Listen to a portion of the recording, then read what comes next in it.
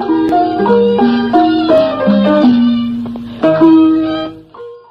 င်္ဂလာပါရှင်လိုင်ဇာ TV ရဲ့မြန်မာဘာသာဖြင့်တင်ဆက်မှုအစီအစဉ်ကနေပြန်လည်ကြိုဆိုလိုက်ပါတယ်ဒီကနေ့ညမှာတော့ပန်ဝါမြို့မှာ KIO အစိုးရအုပ်ချုပ်ရေးရန်တရားစတင်လည်ပတ်နေပါပြီ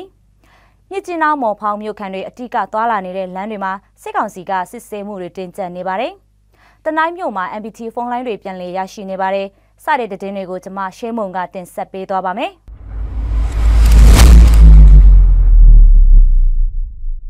ပန်ဝါမြို့မှာ KIO အစိုးရရဲ့အုပ်ချုပ်ရေးရန်တရားစတင်လေပတ်နေတာဟာအချိန်တလကျော်ကြာမြင့်နေပြီဖြစ်တယ်လို့အုပ်ချုပ်ရေးဌာနဆိုင်ရာတွေစီကနေသိရပါတယ်။ပြီးခဲ့တဲ့နိုဝင်ဘာလဆန်းပိုင်းကနေစတင်ပြီးတော့ KIO အစိုးရရဲ့အုပ်ချုပ်ရေးရန်တရားလေပတ်နေတာဖြစ်ပြီးလက်ရှိအချိန်မှာမြို့အတွင်းအုပ်ချုပ်ရေးကော်မတီအဖွဲ့တွေမြို့သမီးရေးရာအဖွဲ့နဲ့လူငယ်အဖွဲ့တွေကိုဖွဲ့စည်းထားပြီးဖြစ်တယ်လို့လည်းသိရပါတယ်။လက်ရှိအချိန်ပန်ဝါမြို့မှာ KIO အစိုးရရဲ့အုပ်ချုပ်ရေးရန်တရားလေပတ်နေပြီးတော့ဒေသခံတွေအနေနဲ့လိုက်နာကျင့်သုံးဖို့အားနည်းနေသေးတာကြောင့်အခက်အခဲတွေရှိနေသေးတယ်လို့လည်းပန်ဝါမြို့တော်ဝန်စလန်ကဘာမတင်ဘုံချန်ကပြောပါတယ်။ပန်ဝါမြို့ကိုလွန်ခဲ့တဲ့အချိန်ကနေချားဆောင် BGF နဲ့ပြည်သူ့စစ်အဖွဲ့ကအုပ်ချုပ်ခဲ့တာဖြစ်ပြီးအုပ်ချုပ်ရေးရန်တရားလေပတ်ရာမှာချစ်လက်ထီအောင်မှုမရှိခဲ့တာတွေကြောင့်လက်ရှိချိန် KIO အစိုးရရဲ့အုပ်ချုပ်ရေးရန်တရားလေပတ်ရာမှာလည်းအခက်အခဲတွေရှိနေတယ်လို့သိရပါတယ်။ပန်ဝါမြို့မှာလက်ရှိ KIO အစိုးရရဲ့အုပ်ချုပ်ရေးရန်တရားလေပတ်လာတာနဲ့အမျှ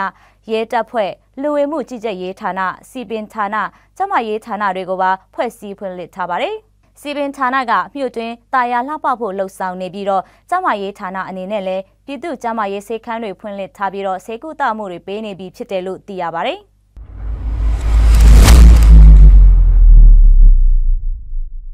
မြစ်ကြီးနားမော်ဖောင်းမြို့ခံပြည်သူတွေအတိကသွားလာနေတဲ့လမ်းပိုင်းတွေမှာစစ်တပ်ဘက်ကဂိတ်တွေထားရှိပြီးတော့စစ်ဆေးမေးမြန်းမှုတွေတင်းကျပ်နေတယ်လို့မော်ဖောင်းမြို့ခံသူကပြောပါတယ်စစ်ကောင်စီဂိတ်တွေမှာခီးသွွားပြည်သူတွေကိုအတင်းကျပ်စစ်ဆေးမေးမြန်းတာတွေခီးသွွားပြည်သူတွေရဲ့ဖုန်းနဲ့ခီးဆောင်အိတ်တွေကိုပါစစ်ဆေးတာတွေလှုပ်ဆောင်နေတယ်လို့ခီးသွွားပြည်သူတွေစီကနေသိရပါတယ်အခုလိုမျိုးခံပြည်သူတွေအတိကသွားလာနေတဲ့လမ်းတွေမှာစစ်ကောင်စီကစစ်ဆေးမေးမြန်းမှုတွေတင်းကျပ်နေတာကြောင့်မြို့ခံတွေအနေနဲ့တောင်ယာလှေယာတွေစီသွားလာဖို့တောင်မှစိုးရိမ်ထိတ်လန့်နေကြရတယ်လို့ဆိုပါတယ်ဗမော်နဲ့မန်စီဖက်မှာတိုက်ပွဲတွေပြင်းထန်နေတာနဲ့အမျှကချင်ပြည်နယ်မြစ်ကြီးနားမြို့အပါအဝင်တခြားမြို့နယ်တွေမှာပါစစ်ကောင်စီတပ်ကစစ်ရေးလှုပ်ရှားတာတွေပြည်သူတွေကိုအတင်းအဓမ္မပေါ်တာဆွဲတာနဲ့တင်းကျပ်စွာစစ်ဆေးမေးမြန်းတာတွေကိုလှုပ်ဆောင်နေပါတယ်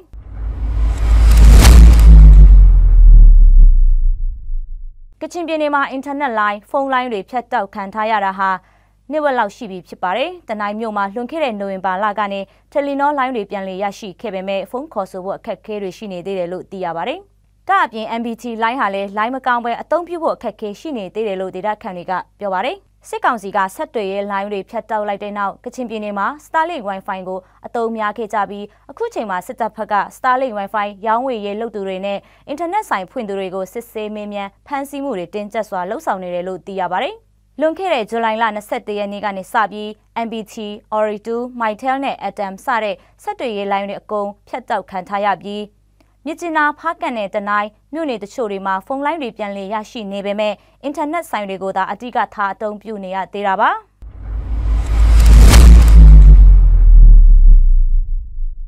တင်ဆက်မှုပြီးဆုံးသွားပါပြီ။လိုင်ဇာ TV ကိုကြည့်ရှုနားဆင်ခဲ့ကြတဲ့မိဘပြည်သူအပေါင်းကိုစိတ်နှဖျားရှင်လန်းချမ်းမြေ့ကြပါစေရှင်။ကျေးဇူးတင်ပါတယ်။